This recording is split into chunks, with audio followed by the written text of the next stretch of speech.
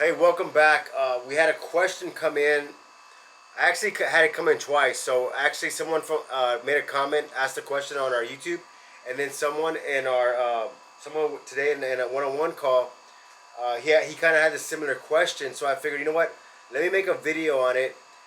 Maybe that'll help because I'm pretty sure if them two are struggling with it, there probably is more people struggling with this in their business, right? Or shop owners. And so the question he wrote me was, let me see, where's it at? Okay, Stan, can you make a video on how much to pay yourself as an owner and how much pay employees, how much you pay employees, right? And how to calculate shop rates, all right?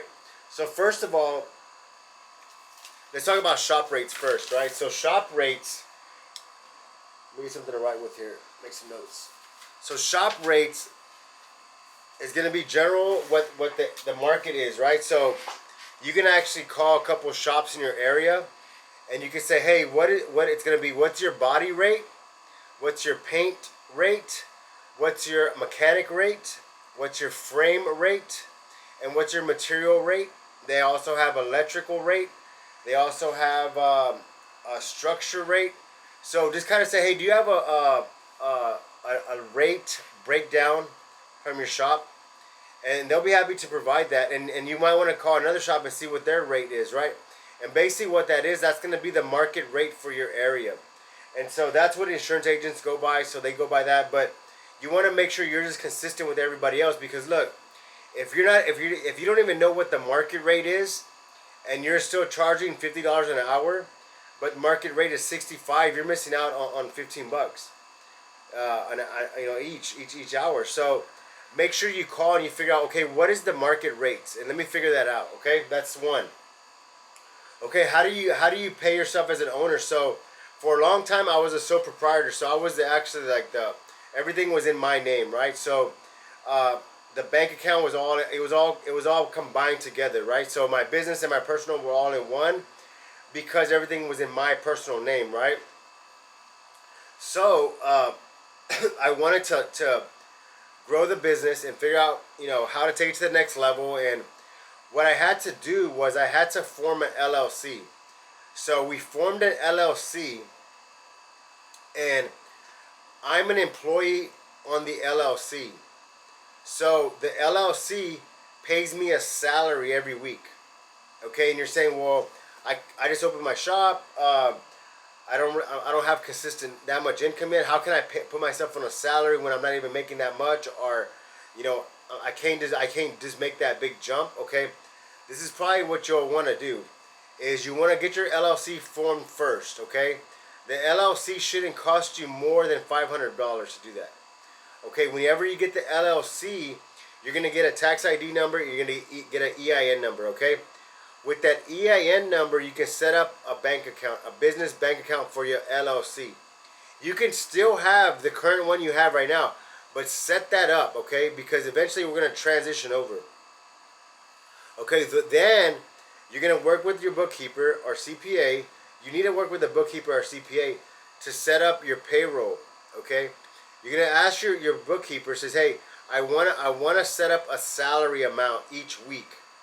And you're probably thinking, okay, well, to cover my bills, it has to be X amount, right? And I can't afford to do that every week, because remember, when you put yourself on a salary, every week the bookkeeper is going to print a check for you and send you that check, okay?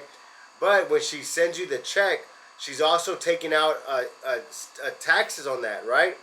And whenever she takes out the taxes, she submits a payment for that taxes to the IRS, okay? And so if you're not set up yet to actually make that payment, just set yourself up on a small salary. Like, it can be $500, it can be $300. Set yourself up on a small salary and get the process going. Remember, you can always increase your salary down the road. So maybe you want to start off with doing like, let's say you're like, you know what, Sam, my shop is barely, getting going. Maybe you want to start yourself off at a $200 salary a week, okay? Get with your bookkeeper and says, hey, with my LLC, I want you to set me up a salary for $200 a week, okay? Whenever she makes that check, it's gonna be the $200 minus your taxes, right? So you'll probably get a check for 185, right? But now you're on payroll. Now you're getting income. So at the end of the year, you're gonna get a W-2 from your business. So now you actually have a income. Now you have income coming in. Okay. So now you can use that as proof of income because you have a W-2. So I know a lot of business owners they're so proprietor, everything's in their name, and whenever they say, hey, I need proof of income, you're like, well, I just have my bank statements. Can I bring you my bank statements? Will that work? And so in order to grow your business, you want to have it structured correctly. So we get on the LLC, we start a small salary, and look, don't try to go online and figure all this stuff out yourself and waste a whole year just trying to figure out how to set up an LLC or how does that work or what do I tell the bookkeeper? Like, if you want to book a call, just get with me and we'll book a call and I'll walk you through it. It's not a big deal, okay? So you set yourself on the salary, right? So now you're getting a weekly check, a small amount, but your taxes are getting taken out from that. You're getting reported to the IRS, all that, Social Security, whatever, right? Now, then he asked the question, how do I pay my employees, okay? So most shop owners, maybe they're a one-man show, maybe they're a two-man show, maybe they have helpers that help them on certain jobs.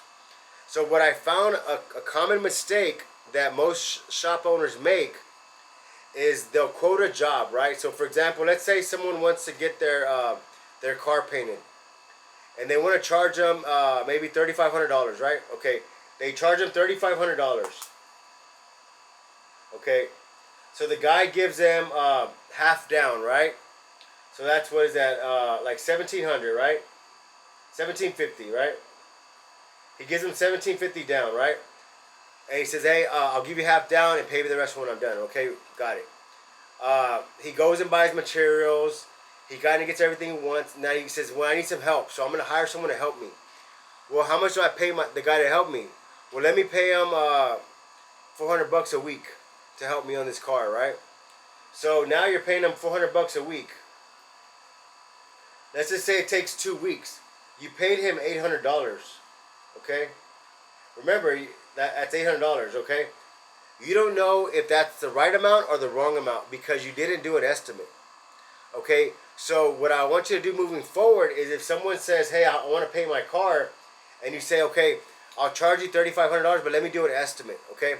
So then what you're going to do is you're going to say, okay, how much body work does it need, okay? And if it has body time, let's say it takes 10 hours, right? So 10 hours body work, okay? And then you say, okay, how much time to paint it? Okay, I'm going to have to do a complete paint job, maybe seal it, basic, clear it. Okay, I want to put, that's going to take me probably like maybe 15 hours, right? Okay, 15 hours paint. Then I'm going to have to color sand and buff it, right? So that's going to probably take me about 3 hours, right? Okay, 3-4 hours, okay? Let's just say 4 hours, okay? So, and once you get the market rate, so now you're going to charge them per hour. So for body, that's 10 hours, right? So you're going to say 10 hours times $65 because that's the market rate in your area. So that's $650 for body work. Okay, then you have paint time. So it's 15 times 65. That's $975, okay? Then you have the color sand and buff. That's also another $65. So 4 times 65, that's $260, okay? So your helper, you're not gonna pay him $65 an hour. You're gonna pay him probably maybe $15 an hour, or maybe $18 an hour, okay? But he only gonna get 10 hours out of that job. So if you're paying him $18 an hour, that's 10 hours times 18. You're only gonna pay him $180 to help you on that vehicle. So you were overpaying him. You were already overpaying him. You see? So that's why it's really important to break everything down. So if you hire a helper, he says, hey, if you want to help me on this car, I charge the guy 10 hours. I can pay you for 10 hours, and that's it. Once I can pay you half when you start, and I'll pay you half when you finish. Or you know what? I'll just pay you everything when you finish. And the reason why you want to say, you know what, I'll pay you everything when you finish, is because the money's going to motivate them to hurry up and get it done. Because if you're paying them hourly or you're paying them per week, they're gonna ride the whole week out. They're gonna write the hours out. But if they say, hey, I only have this much amount, this is the budget, I need you to do it between that time. If you say, hey, this job only pays 10 hours, I guarantee they're going to get it done in 5 hours for you. So that's how you pay your guys, okay? It doesn't matter. It doesn't matter if it's a custom job. It doesn't matter if it's a restoration. It doesn't matter if it's a collision repair or a full paint job. Always do an estimate and break everything down, because now you have the data to make those decisions. You know what I mean? And you'll also be able to find help that can get the job done instead of overpaying these guys. You know, because I see that as a common mistake for a lot of shop owners. They get stuck in that. They have this guy helping them and they're paying them per week, but they're not getting nothing done, right? So we have to motivate them, and the way you motivate people or motivate those technicians is through money. And say, hey, this job pays this amount. I need it done in this many hours. Give them a target, and they'll get it done in faster, in half that time probably, okay? So I hope that video was helpful. If y'all have any more questions, please leave them in the comment. I'll be happy to make a video. If you're saying, hey Stan, you know what? I actually need some more help. I have some other questions. I'm really struggling with this. Man, book a call with me. Like, save yourself the time, save yourself the energy, save yourself the headache, and just say, hey, I want to book a 30-minute call with you. I want to book an hour call with you. I want to set up some one-on-one calls once a week so I can get over this obstacle and get my shop to the next level. Later, guys.